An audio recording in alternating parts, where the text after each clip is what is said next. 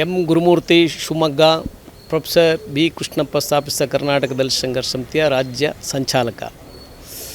ನಿನ್ನೆ ದಿವಸ ಕರ್ನಾಟಕದ ಜನಪ್ರಿಯ ಮುಖ್ಯಮಂತ್ರಿಗಳು, ಬಡವರ ಬಂಧು ಆಗಿರ್ತಕ್ಕಂಥ ಸನ್ಮಾನ್ಯ ಶ್ರೀ ಸಿದ್ದರಾಮಯ್ಯನವರು ಮುಖ್ಯಮಂತ್ರಿ ಸ್ಥಾನಕ್ಕೆ ರಾಜೀನಾಮೆಯನ್ನು ನೀಡಿರ್ತಕ್ಕಂಥದ್ದು ನಮಗೆ ಅತ್ಯಂತ ಬೇಸರದ ಮತ್ತು ದುಃಖದ ಸಂಗತಿ.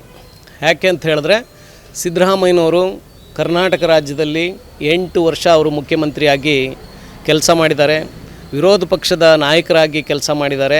ಹಾಗಾಗಿ ಅವರಿಗೆ ಸಾಕಷ್ಟು ಅನುಭವ ಇತ್ತು ಮತ್ತು ಸಮಾಜವಾದಿ ಹಿನ್ನೆಲೆಯಿಂದ ಬಂದಂಥವ್ರು ಆಗಿದ್ದರಿಂದ ಬಡವರ ಪರವಾಗಿ, ತಳ ಸಮುದಾಯಗಳ ಪರವಾಗಿ ಅತ್ಯಂತ ಕಾಳಜಿಯನ್ನು ಇಟ್ಕೊಂಡು ಕೆಲಸ ಮಾಡ್ತಕ್ಕಂತಹ ಕರ್ನಾಟಕದ ಒಳಗಡೆ ಅಪರೂಪದ ರಾಜಕಾರಣಿ ಸಿದ್ದರಾಮಯ್ಯನವರು. ಇವತ್ತು ಸಿದ್ದರಾಮಯ್ಯನವರು ನಿನ್ನೆ ತಮ್ಮ ಮುಖ್ಯಮಂತ್ರಿ ಸ್ಥಾನಕ್ಕೆ ರಾಜೀನಾಮೆ ಕೊಟ್ಟಿದ್ದರಿಂದ ಲಕ್ಷಾಂತರ ಬಡವರು ಅವರು ಅನ್ನ ನೀರು ಬಿಟ್ಟಿರಬಹುದು, ಕಣ್ಣೀರು ಹಾಕಿರಬಹುದು, ದುಃಖದಲ್ಲಿ ನಿನ್ನೆ ಹಗಲು ಮತ್ತು ರಾತ್ರಿಗಳನ್ನು ಅವರು ಕಳೆದಿದ್ದಾರೆ ಅನ್ನುವಂಥದ್ದು ನನ್ನ ಭಾವನೆ. ಯಾಕೆ ಅಂತ ಹೇಳಿದ್ರೆ, ಪ್ರತಿ ತಿಂಗಳು 2,000 ರೂಪಾಯಿ ಗೃಹಲಕ್ಷ್ಮಿ ಯೋಜನೆಯ ಹಣ ಹೋಗ್ತಾಯಿತ್ತು, ಉಚಿತವಾದಂತಹ ವಿದ್ಯುತ್ತು ವ್ಯವಸ್ಥೆ ಇತ್ತು, ಮತ್ತು ಅವರಿಗೆ 5 kg ತಲಾ 5 kg ಅಕ್ಕಿಯನ್ನು ಕೊಡ್ತಾಯಿದ್ರು.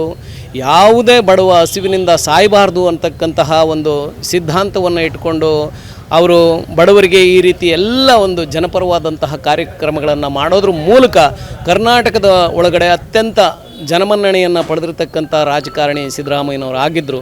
ಆದರೆ ಸಿದ್ದರಾಮಯ್ಯನವರು ಮುಖ್ಯಮಂತ್ರಿ ಸ್ಥಾನಕ್ಕೆ ರಾಜೀನಾಮೆಯನ್ನು ನೀಡಿರೋದ್ರಿಂದ ಕರ್ನಾಟಕದ ಎಲ್ಲ ತಳ ಸಮುದಾಯದ ಮತ್ತು ಹಿಂದುಳಿದ ಅಲ್ಪಸಂಖ್ಯಾತ ಸಮುದಾಯದವರಿಗೆ ಬಹಳ ಲಾಸ್ ಆಗಿದೆ ಅಂತಕ್ಕಂಥ ವಿಚಾರವನ್ನು ನಾನು ಈ ಸಂದರ್ಭದಲ್ಲಿ ಹೇಳಲಿಕ್ಕೆ ಬಯಸ್ತಾ ಇದ್ದೀನಿ.